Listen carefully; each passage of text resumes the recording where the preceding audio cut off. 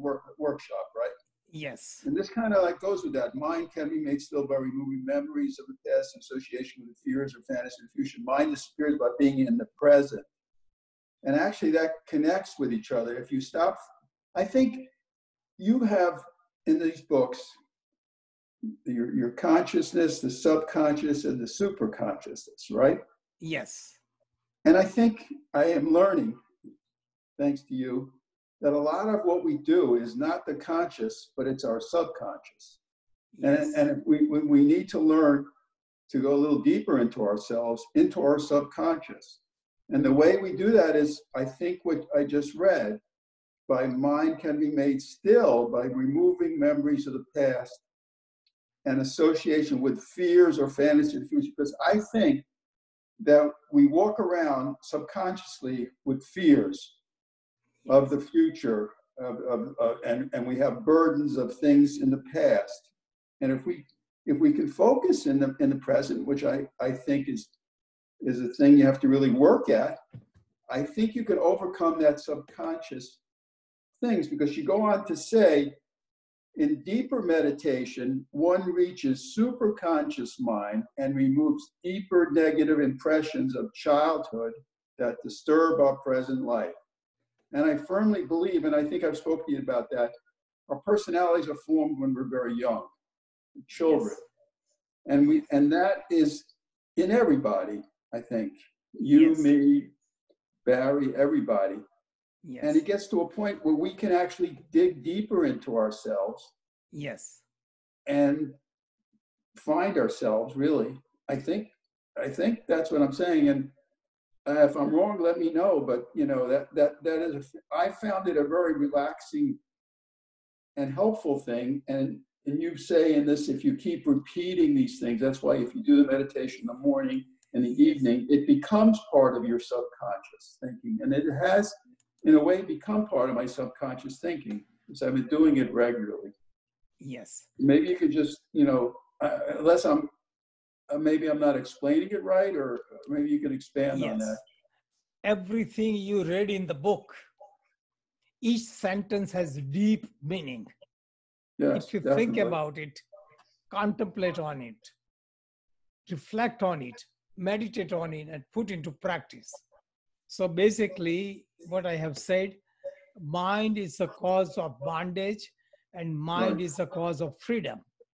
So basic thing is, we project our reality. Whatever we project becomes reality. We think about negative thoughts, we produce negative reality. We project positive thought, we produce positive reality. We are the co-creator of our destiny. Ultimately, negative thoughts and positive thoughts both are bondage.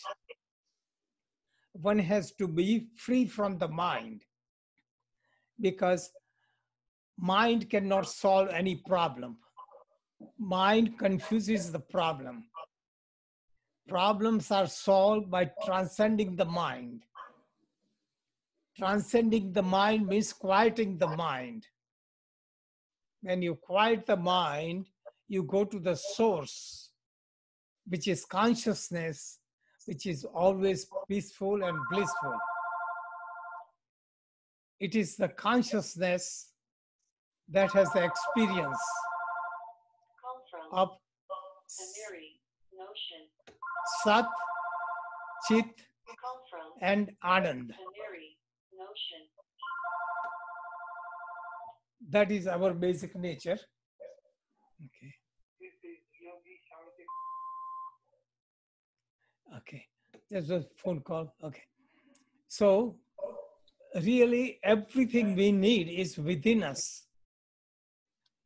We have to go within.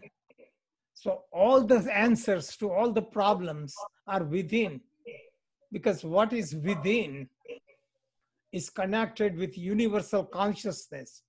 All the wisdom is there.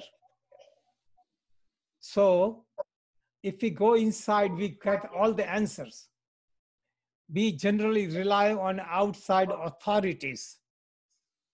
They tell us what to do. We rely on religion. Religions have written in the words. We don't comprehend the words.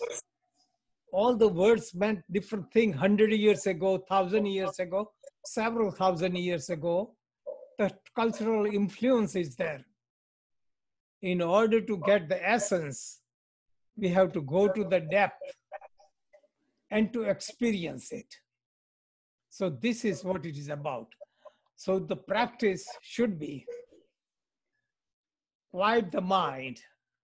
And the way to quiet the mind is slow it down. Slowing down can be done by observing the breath, making it quieter. When it becomes quiet, it removes all the puzzles. All the puzzles are created by restless mind. So if you ever try, when you are relaxed, so many problems seems to disappear. When you are restless, the same problem seems to magnify. Just think about one thing. If you think about your job, your retirement, what would you do 50 years from now? In your mind, you will create so many problems Right. that will confuse you. And that doesn't solve anything. All we do is repeat the problems. Instead of that, suppose you think of 1 week at a time, or 1 day at a time, or 1 hour at a time, and then 1 moment at a time, you will be free. This is what meditation is about. We quiet the mind. We are in the present. We feel the peace here and now, and problems get solved. The practice is, if you practice regularly, your mind will be quieter. You will get the guidance from within. In the threefold path, I have described all the benefits. All the benefits come. Right. First thing is, you will find peace. You will find answer to all the questions. You will find love and compassion for others. You will find intuitive feelings. You will find peace and security. All the problems will disappear. So this is what happens. So this is the practice. People are trained to read the books, think a lot, but they have forgotten to be quiet and be self-reliant. So this is the basic teaching. Okay. Any question? I don't have any questions on that. Unless Barry does, I'll continue with the next part that I wanted to. The next part is. Questions. I just want to listen. Okay.